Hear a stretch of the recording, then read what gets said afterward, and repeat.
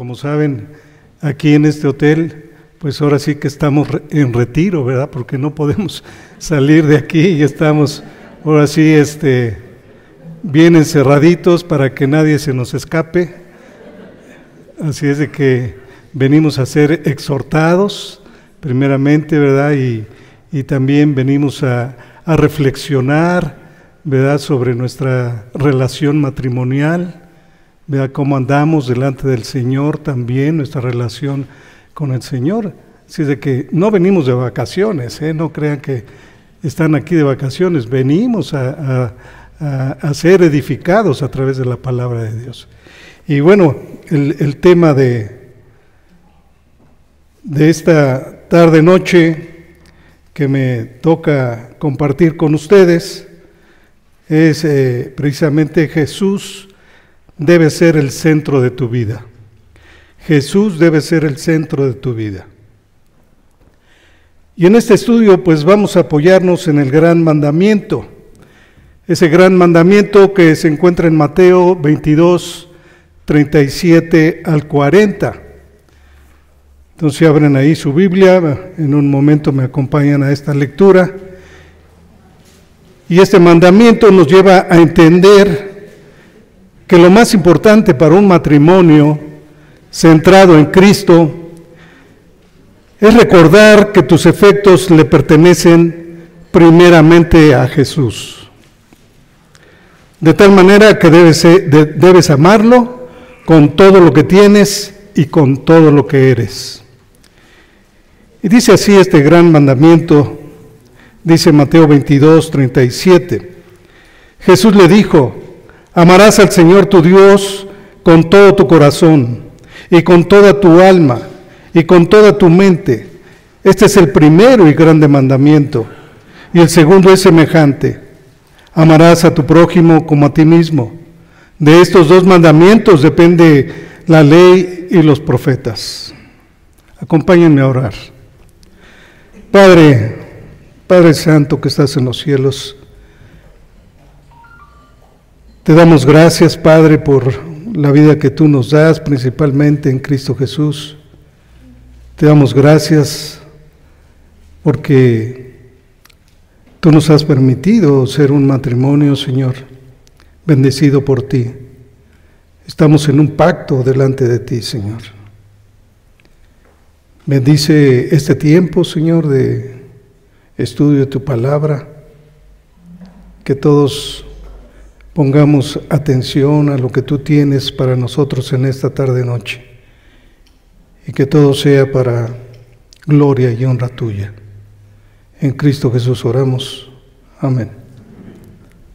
Entonces vemos que en esta oración, en este pasaje, Jesús está explicando que el gran mandamiento de la ley es amar al Señor tu Dios con todo tu corazón, alma y mente.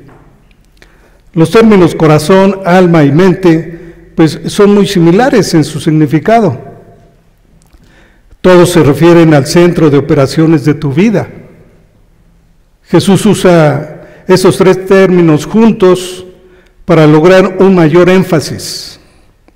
El Señor quiere que lo ames con todo lo que tienes. No puede haber ningún comportamiento o área en tu vida que esté fuera de límites para Él. El segundo mandamiento es similar.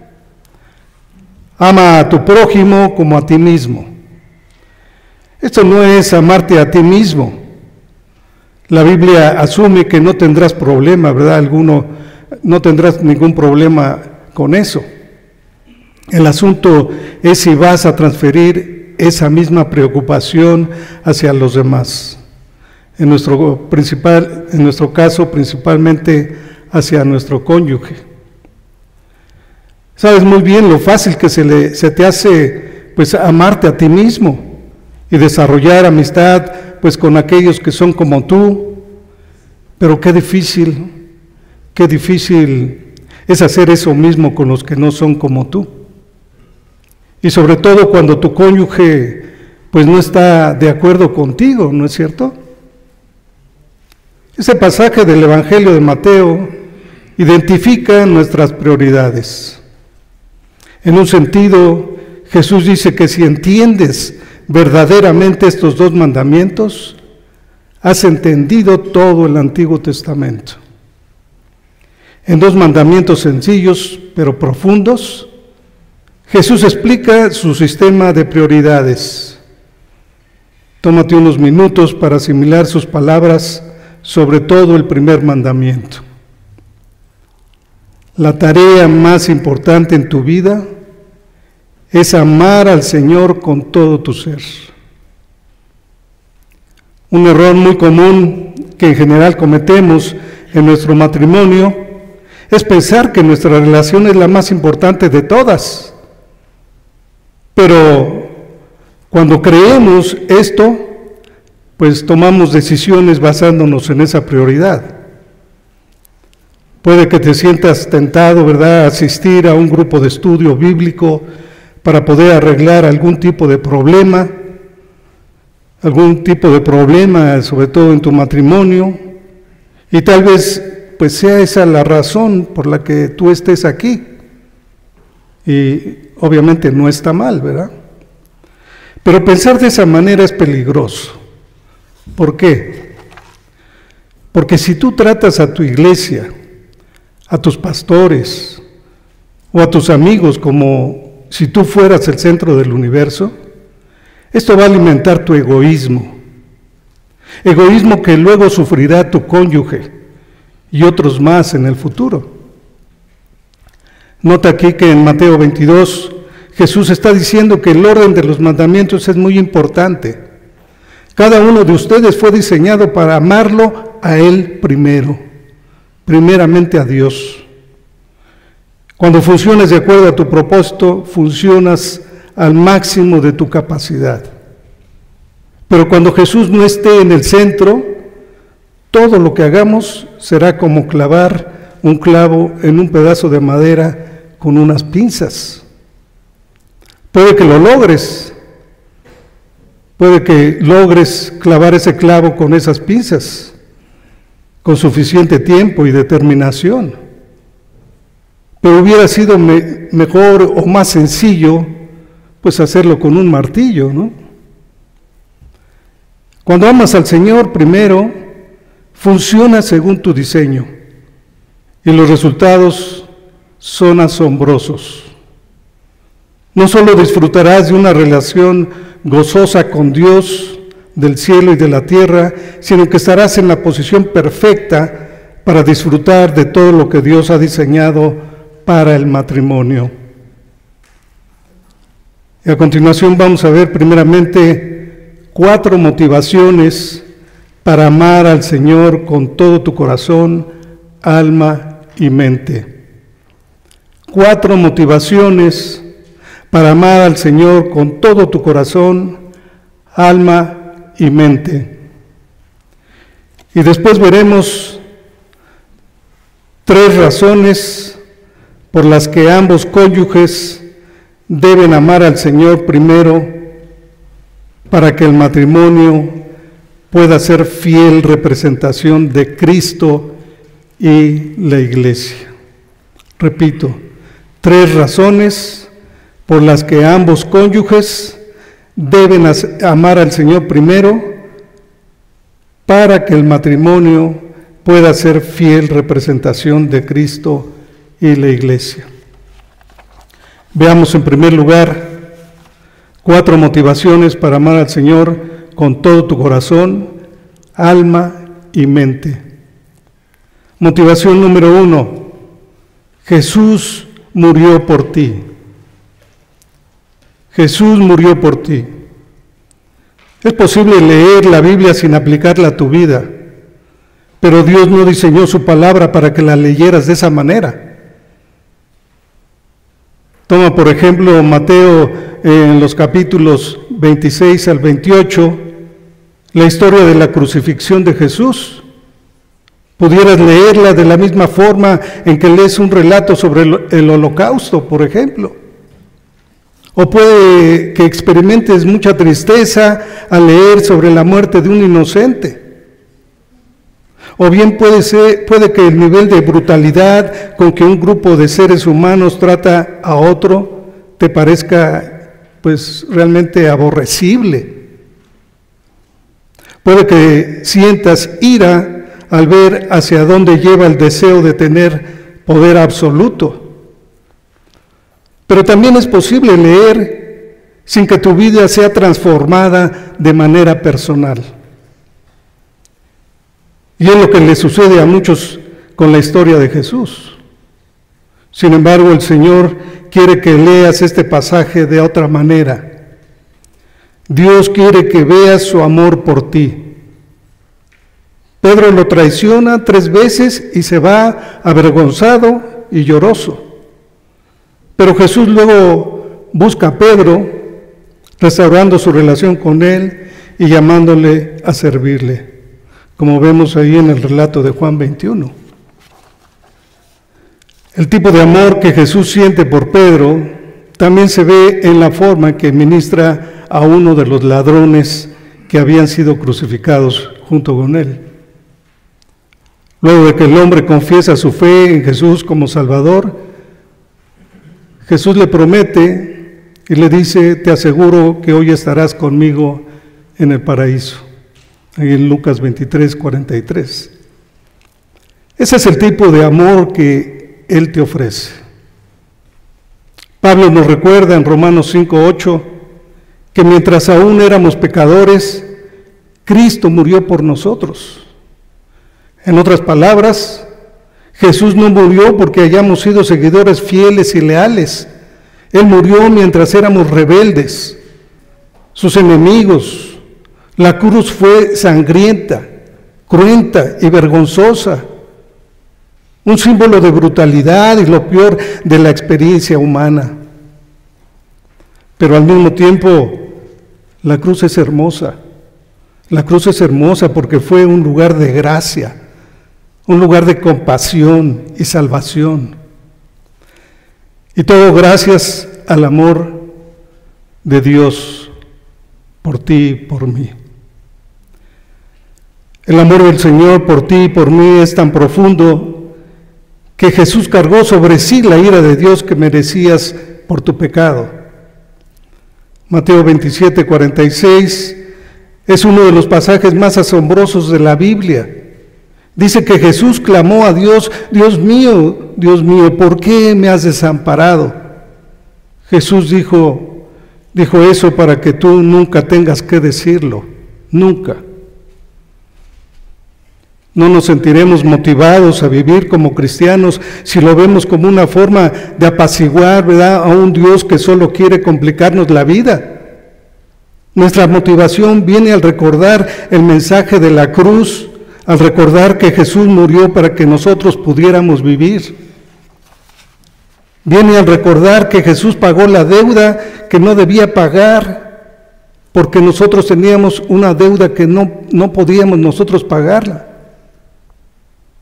La muerte de Jesús entonces debería motivarte a amarle con todo tu corazón, alma y mente.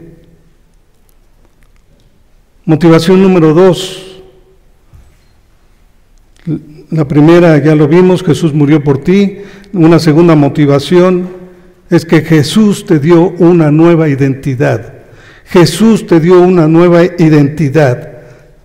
Las Escrituras enseñan que cuando una persona confía en Jesús como Salvador, él o ella reciben una identidad completamente nueva. El Nuevo Testamento describe al cristiano como nueva creación y como alguien que ha nacido de nuevo. Pero el tema de la identidad es mucho más amplio. Deberíamos ver el Evangelio como las mujeres, ¿verdad?, que ven su anillo de compromiso. Bueno, esto es si hubo un anillo, ¿verdad?, porque hay ocasiones en que pues, obviamente el recurso no alcanza y pues no tuvieron ese anillo, pero las que tuvieron la dicha de tener un anillo de compromiso, es gracioso ver cómo de repente usan su mano izquierda, ¿verdad?, para ver todo tipo de cosas. Es evidente que quieren que todos vean su anillo, presumirlo. No solo lo muestran, sino que inspeccionan con cuidado las diversas maneras, ¿verdad?, en que la luz se refleja desde los diferentes ángulos de la piedra. Hay quienes hasta compran productos de limpieza para que ese diamante se mantenga reluciente. De alguna manera el Evangelio es como ese diamante.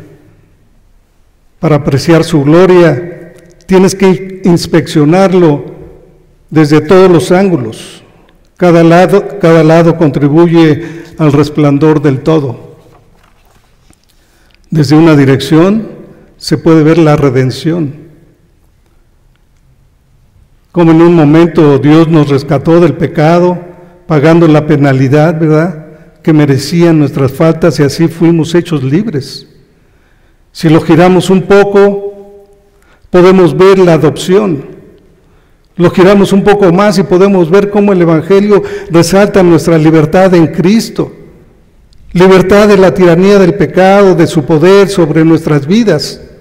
Y con cada giro que le damos al mensaje del Evangelio vemos otro aspecto de su brillantez. Y al ver todo esto junto, nos damos cuenta de que la nueva identidad de Jesús brilla mucho más que cualquier diamante. Y aquí están algunos aspectos de esa identidad precisamente. En primer lugar, has sido redimido del mercado de esclavos del pecado. Has sido redimido del mercado de esclavos del pecado, Gálatas 3:13. También has sido adoptado en la familia de Dios. Ya no eres un huérfano espiritual, Gálatas 4:7. Ahora eres amigo de Dios, ya no eres su enemigo, Juan 15:13-14. Has sido reconciliado con Dios, 2 Corintios 5:18. Eres libre del poder de las consecuencias del poder, Romanos 2:6-12-19. Cristo intercede por ti en Romanos 8:34.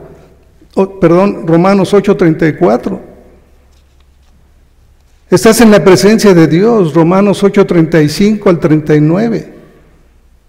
Has sido regenerado, así que ahora tienes vida espiritual, Efesios 2:1-4. Has sido rescatado de la ira de Dios por el pecado. Ya no la recibirás. 1 Tesalonicenses 1:10. La identidad que Jesús nos da no es para que seamos orgullosos, sino humildes. No es para que nos creamos la gran cosa, sino para que seamos agradecidos por todo lo que Cristo hizo por nosotros. No es para llamar la atención sobre nosotros, sino para darle la gloria y adoración a Jesús.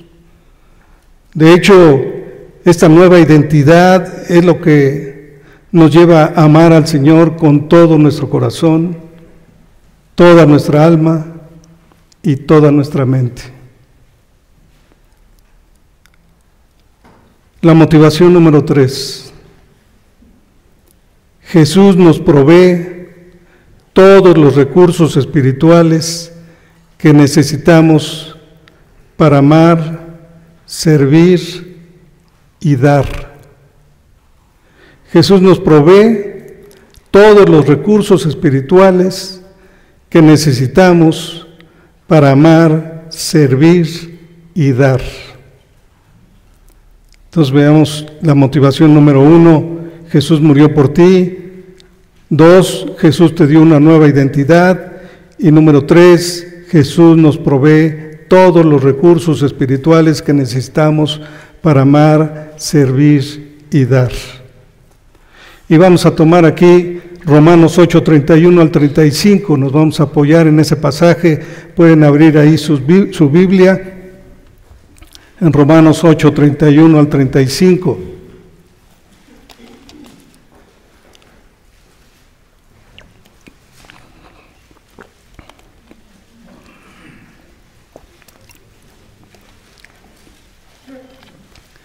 Y este pasaje se ha convertido en un pasaje muy especial.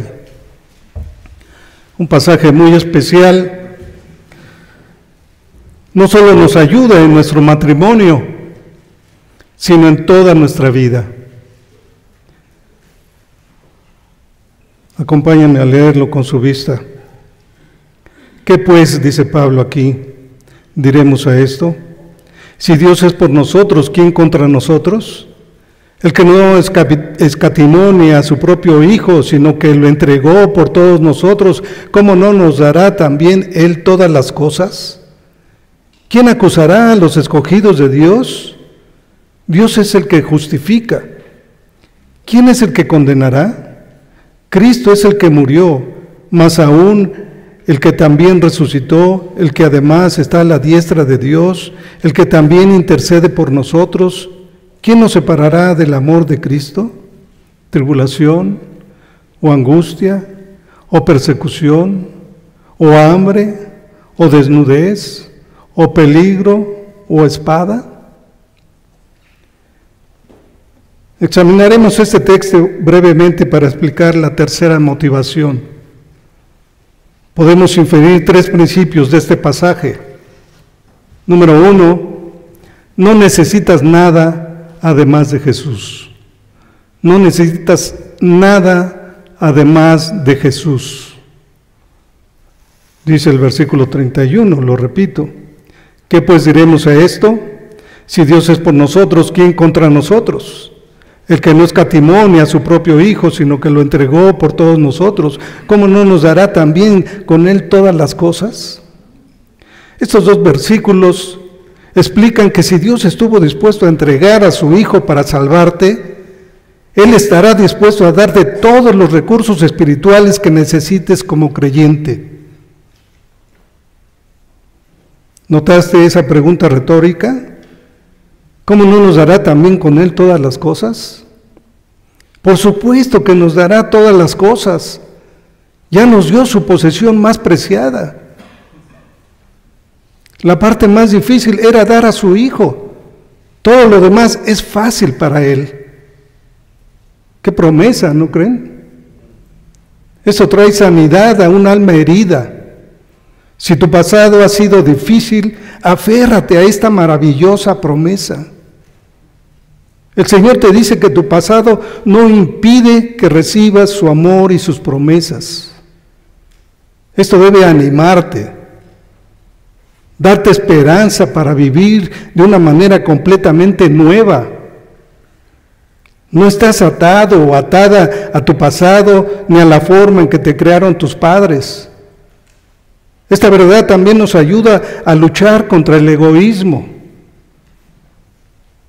Por ejemplo, cuando regresas a casa, ¿verdad?, luego de un día largo de trabajo, o bien terminas agotada del trabajo de la casa, la limpieza, los niños, etcétera. No necesitas que tu cónyuge se entregue a ti, aunque debería hacerlo. No necesitas que alguien te sirva. De hecho, no necesitas nada. Ya Jesús ha provisto todo lo que necesitas. Tu tanque de amor, por decirlo de alguna manera, está lleno del amor que viene del Señor. Es un amor que satisface. Es un amor que protege, asegura y consuela. Como esposo, como esposa cristiana o cristiano, esto te permite amar con el amor que el Señor te ha mostrado. Piensa en lo que ocurre si tu tanque de amor no está lleno del amor del Señor. ¿Qué sucede cuando no crees que el Señor te está proveyendo todo el amor que necesitas? Empiezas entonces a demandar amor de tu esposo, de tu esposa, tal vez sutilmente o tal vez inicies una guerra de inmediato con todo y bombas nucleares, ¿verdad? De cualquier forma, vas a notar que esperas que tu cónyuge te haga feliz. Esperas que tu esposo o tu esposa te dé lo que anhelas en tu matrimonio. Tanto en mi propia vida como en la consejería, he notado que el amor que demandamos de los demás no satisface. Demanda más y más y más. Lo que más me gusta de estos versículos es que nos enseñan que ya tenemos todo lo que necesitamos. Esto es liberador, ¿no es cierto? Ya no hay que demandar, ya basta de manipular, ya basta de andar clamando por lo que necesitas. Debes de después de todo no necesitas nada que Jesús ya no te haya dado. Y obviamente yo tampoco. Ahora veamos lo que realmente importa. Número 2. La opinión de Jesús es la que importa. La opinión de Jesús es la que importa. Dice el versículo 33, ¿quién acusará a los escogidos de Dios? Dios es el que justifica. ¿Quién es el que condenará? Cristo es el que murió, más aún el que también resucitó, el que además está a la diestra de Dios, el que también intercede por nosotros. Estos dos versículos son tan profundos como los versículos 31 y 32. Esta sección se enfoca en el único que puede justificar y condenar. En este caso, Jesús está respondiendo a preguntas verdaderamente importantes. La opinión de tu jefe puede ser muy importante, ¿verdad?, a la hora de evaluar tu trabajo. La opinión de tu esposa, de tu esposo puede ser muy importante a la hora de evaluar tu relación. Pero en cuanto a justificación y condenación, cuando Jesús habla, todo el mundo calla. Es importante que recuerdes esto, porque siempre habrá personas que te juzguen. Siempre habrá personas que te ataquen de alguna forma u otra. Pero al final, todos quedarán en silencio delante de aquel que condena y justifica. Lo que importa es lo que diga Jesús. Gracias a Dios. Él mismo es quien murió y quien nos ha dado una nueva identidad. Sería excelente que tu cónyuge nunca dijera nada desagradable mientras vivas, ¿verdad? Sin embargo, es inevitable. Es inevitable que hay momentos en los que hay luchas como matrimonio, como las que posiblemente estás enfrentando hoy en día. Así que debes saber que también hay tristezas, desilusiones y frustraciones en el matrimonio.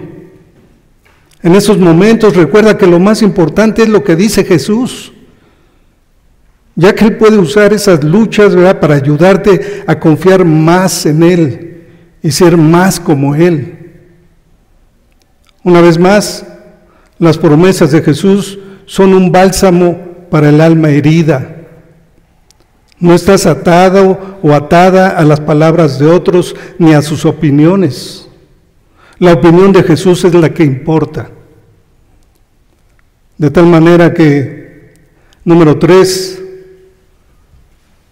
estás seguro o segura en Jesús. Estás seguro o segura en Jesús. Este es el tercer principio que inferimos de Romanos 8:31 al 35. Dice el versículo 35, ¿quién nos separará del amor de Cristo? ¿Tribulación o angustia o persecución o hambre o desnudez o peligro o espada? Este versículo 35 enfatiza la realidad de tu seguridad. Nota en este texto que no hay un qué ni un quién que pueda separarte del amor de Dios en Cristo Jesús. ¡Qué certeza tan maravillosa! Te dice que tienes seguridad. Seguramente tú anhelas sentirte seguro en tu trabajo, en tu matrimonio y en todas tus relaciones.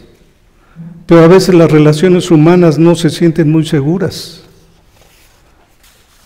En un argumento acalorado, ¿verdad?, una persona puede decir algo que amenace tu seguridad, algo como, ojalá y nunca me hubiera casado contigo. Palabras fuertes que lastiman. En otros casos, Tu cónyuge puede hacer algo que afecte tu seguridad, por ejemplo, si lo encuentras viendo pornografía o alguna otra cosa que merme tu seguridad. Pero piensa, en tu relación con Jesús hay plena seguridad. El Antiguo Testamento habla frecuentemente de Dios como nuestra roca, nuestra fortaleza, nuestra salvación y nuestro fuerte libertador. Y Romanos 8 deja claro que Jesús es nuestra roca fiel, aun cuando nuestras relaciones se sientan tambaleantes. Este pasaje te recuerda que el Señor derramó su amor por ti, que Jesús murió por ti. Jesús te ha dado una nueva identidad. Jesús te ha provisto de recursos para cada día de tu vida. Así que, en vez de demandar amor de tu esposo o de tu esposa, tú eres libre para darlo. Te darás cuenta de que al reconocer que el amor del Señor satisface, consuela y protege, tendrás gozo y paz. Irónicamente, también tendrás más gozo, ánimo y felicidad en tu matrimonio. Y todavía más, aprenderás a amar al Señor con todo tu corazón, con toda tu alma y con toda tu mente. La motivación número 4. Jesús es tu único héroe. Jesús es tu único héroe. Seguramente tú como esposo quieres ser importante para tu esposa y luchas y te esfuerzas para lograrlo. Quieres que te vea como un príncipe azul, ¿verdad? Aunque no te comportes como tal. Y tú, esposa, no importa qué tan bueno sea contigo, no importa cuán atento o amoroso sea, no esperes que Él pueda salvar tu alma. Por tanto, su amor y su cuidado, aunque son significativos, nunca serán el mejor amor y el mejor cuidado que tú puedas recibir. Tu esposo no puede ser tu salvador, ni tu esposa para ti, varón, tampoco, ni lo esperes. Así que cuando sucedan cosas que tu esposo o tu esposa ni nadie pueda arreglar, tú puedes, es más, debes hacerlo. Correr a los brazos ¿de quién? De quien sí es tu héroe, Jesús. Y tu esposo también debes hacerlo. Jesús es el único que hace feliz, consuela y anima. Todo esto debe ser verdad para ti, hermana, ya que cuando tu esposo tenga que enfrentar dificultades, tú no tienes que solucionarlas. Puedes amar a tu esposo y recordar que Jesús es tu Salvador y también de tu esposo. El hecho de que Jesús es el único héroe de ambos es una razón más para que amen al Señor, nuestro Dios, con todo su corazón, con toda su alma y con toda su mente. El amor entre ustedes, marido y mujer, será directamente proporcional a su amor por Jesús. Cuando Jesús sea el centro de su vida, Él será su roca, su fortaleza y su pronto auxilio. Por eso, mujer, tu esposo no tendrá que cumplir ese rol. Puede ser un esposo cristiano para ti, pero nunca será tu salvador ni tu héroe. Solo Jesús puede serlo. La bondad de Dios, su amor, poder, fortaleza y gloria y su llamado para ti no cambian cuando la situación parece difícil y sin solución. Él continúa ahí y Él puede satisfacerte. Entonces aquí vamos a pasar a la segunda sección de nuestro estudio. 3 razones por las que deben amar al Señor. Primero, para que su matrimonio pueda ser fiel representación de Cristo y la Iglesia. Y la primera razón involucra la palabra adoración. Y la primera razón es que la palabra adoración suele resumir las razones tanto de la felicidad marital como de las dificultades maritales. A través del Ministerio de Consejería nos damos cuenta que hay parejas que inician su matrimonio como muchos de ustedes.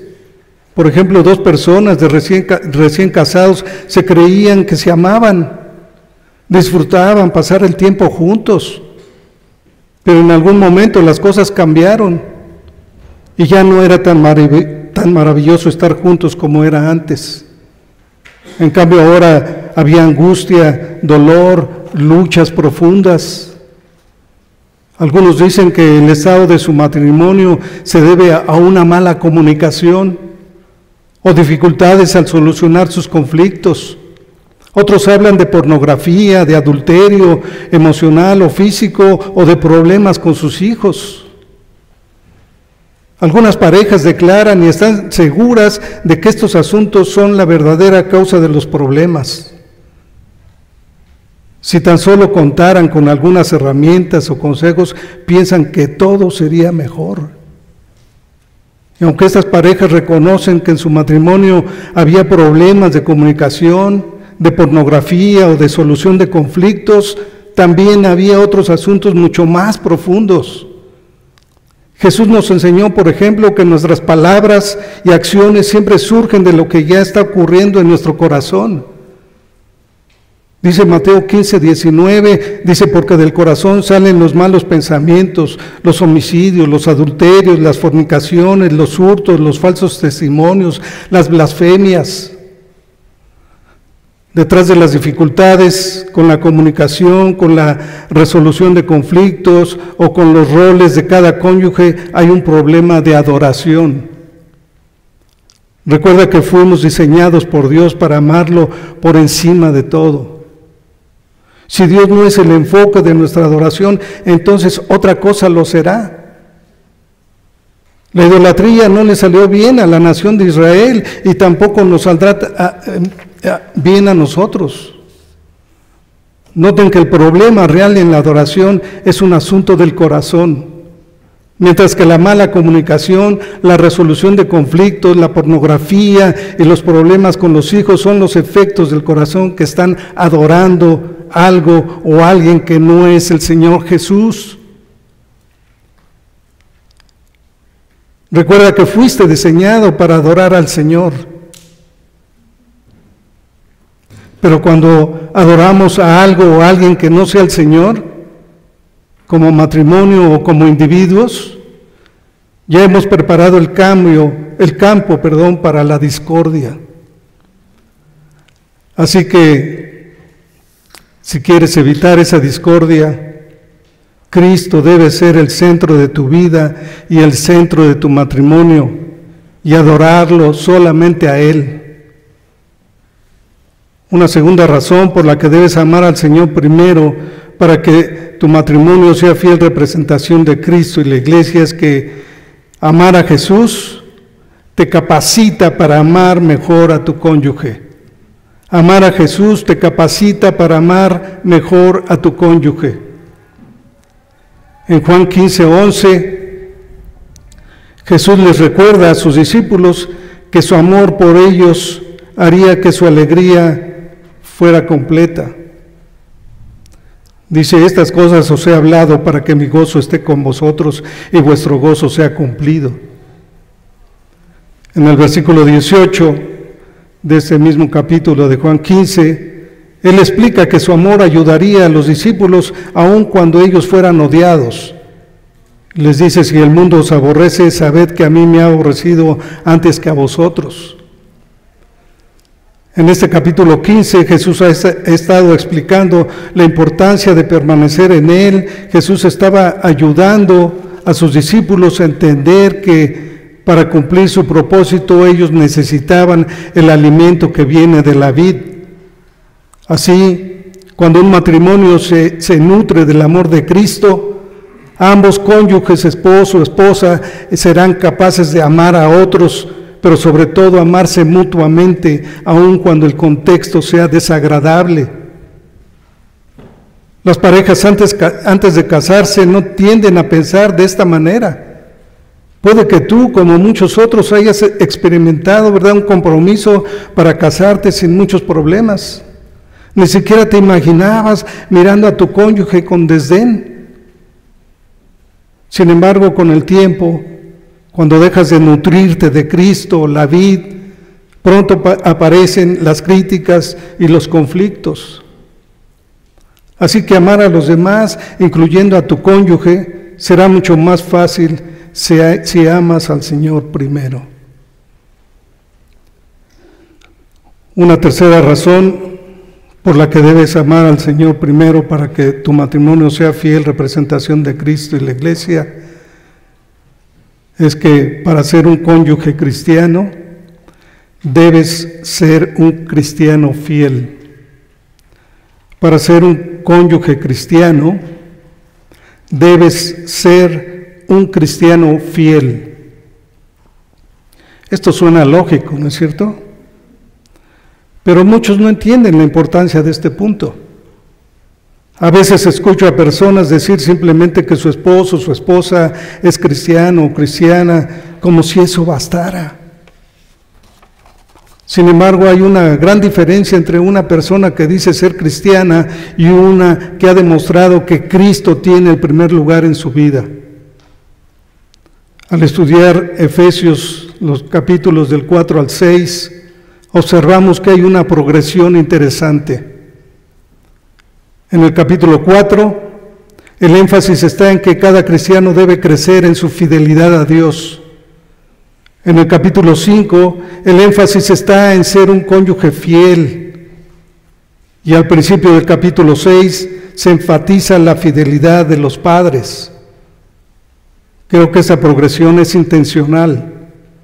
Algunos tratan de cambiar el orden, pero eso no funciona. Uno dice que quiere ser un esposo cristiano fiel, pero todavía no ha aprendido a ser un cristiano fiel, a estar comprometido con Cristo y a depender de su poder para obedecerle. Los esposos y las esposas tienen responsabilidades hacia sus cónyuges que no tienen con nadie más. Estas responsabilidades son mucho más intensas y requieren de mucho más sacrificio.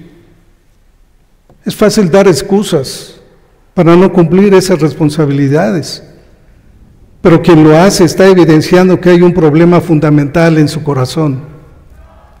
Entonces, en ese caso, el esposo o la esposa, o bien ambos cónyuges, necesitan una operación quirúrgica a corazón abierto, obviamente espiritualmente hablando. Antes de que una persona pueda ser compañero cristiano fiel, o ella debe ser un cristiano fiel, la Biblia lo dice claro: ama a Dios primero y luego ama a tu prójimo como a ti mismo. Tu prójimo más cercano es tu cónyuge.